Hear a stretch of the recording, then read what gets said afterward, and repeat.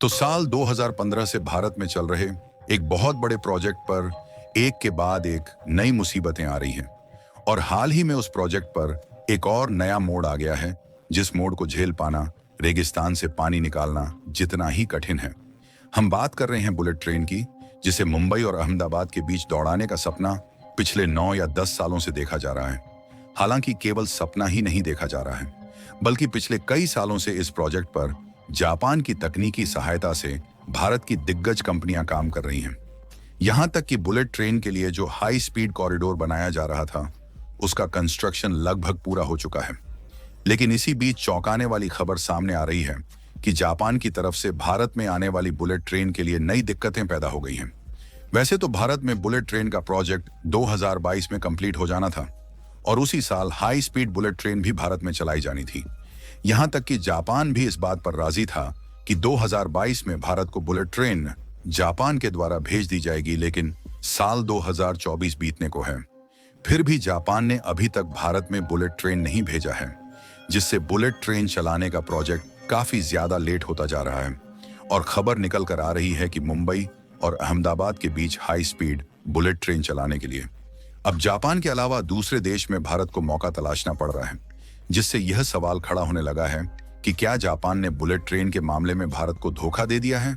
या फिर जापान भारत को बुलेट ट्रेन देना ही नहीं चाहता। पूरी डेवलपमेंट क्या है, इस वीडियो में समझते हैं। लेकिन आगे बढ़ने से पहले इस वीडियो को एक लाइक करके चैनल को सब्सक्राइब जरूर कर लीजिए, क्योंकि यह आपके लिए तो एक सेकंड का काम है, लेकिन इससे हमारी काफी बड़ी मदद होती है।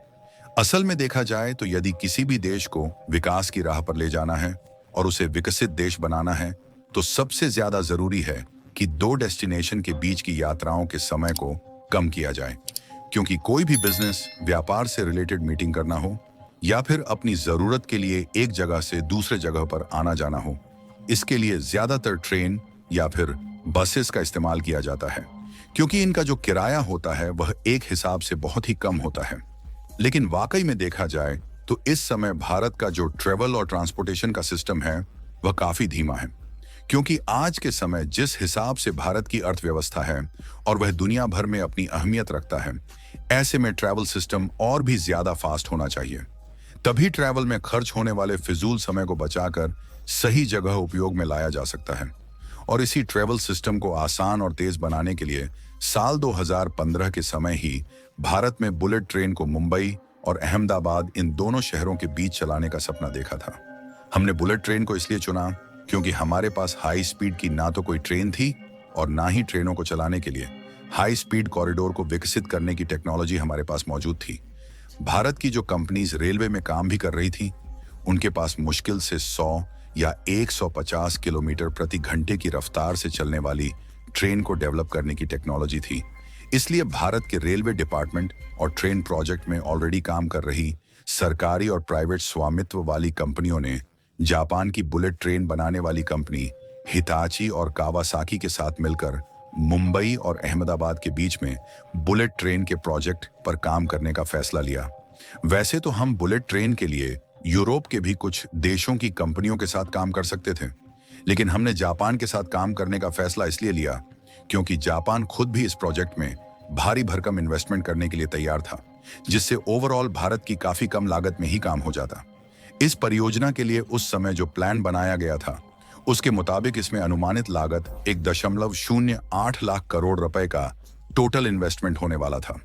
भारत और जापान ने 2015 में ही बुलेट ट्रेन डील पर हस्ताक्षर किए थे, जिसमें जापान ने खुद इस बात को मेंशन किया था कि ट्रेन अधिकतम 350 किलोमीटर प्रति घंटे की स्पीड से चलेगी, जिसमें मुंबई और अहमदाबाद के बीच 508 किलोमीटर की दूरी 3 घंटे से कम समय में तय करेगी। और साथ में यह भी फाइनलाइज किया गया कि 2022 में इस प्रोजेक्ट को कंप्लीट करके बुलेट ट्रेन दौड़ा दिया जाएगा। इसके बाद साल 2017 में दोनों देशों ने इस प्रोजेक्ट पर काम करना शुरू कर दिया, जिसमें जापान तकनीकी और फाइनेंशियल सहायता देने लगा, जिसकी मदद से भारत की कंपनियां खुद इसमें जापान के साथ काम करने लगी। बीच में कोविड-19 आ गया, जिसके कारण इस प्रोजेक्ट में देरी हो गई, जिससे साल 2022 बीत गया और बुलेट ट्रेन दौड़ाने का सपना सपना ही रह गया। लेकिन उसके बाद इस प्रोजेक्ट पर तेजी के साथ काम करना शुरू किया गया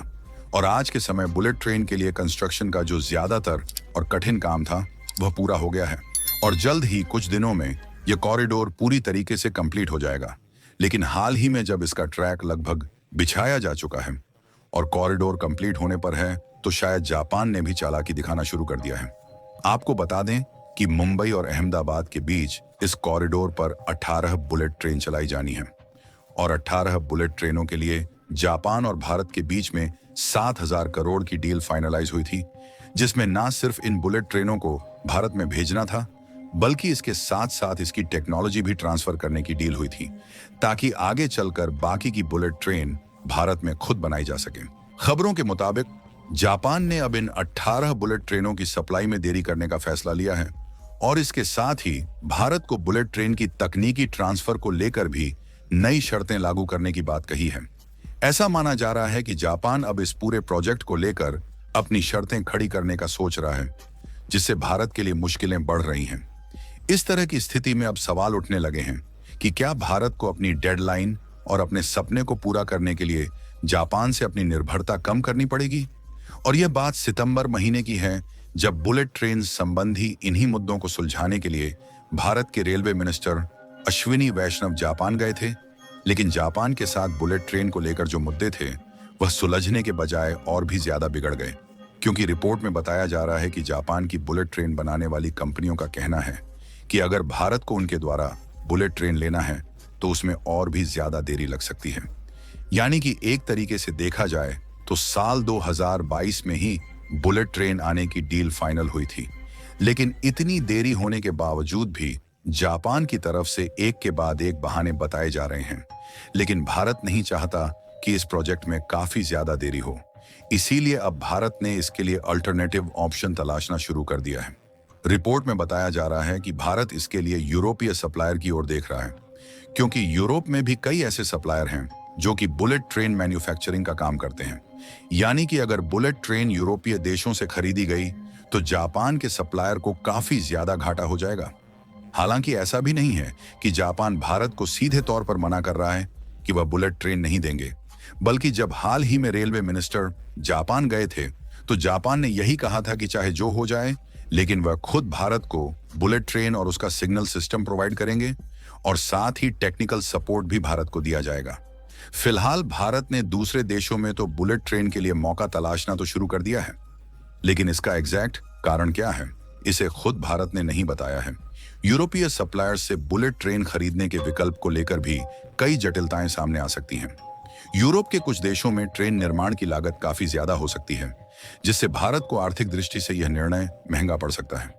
बाकी आपको क्या लगता है कि इसका मुख्य कारण क्या हो सकता है कि भारत को यूरोपीय देशों में बुलेट ट्रेन के लिए देखना पड़ रहा है? अपनी राय कमेंट में जरूर बताएं और इस वीडियो को एक लाइक करके आप अपने मित्रों तक शेयर जरूर करें, ताकि उन्हें भी जानकारी मिल सके।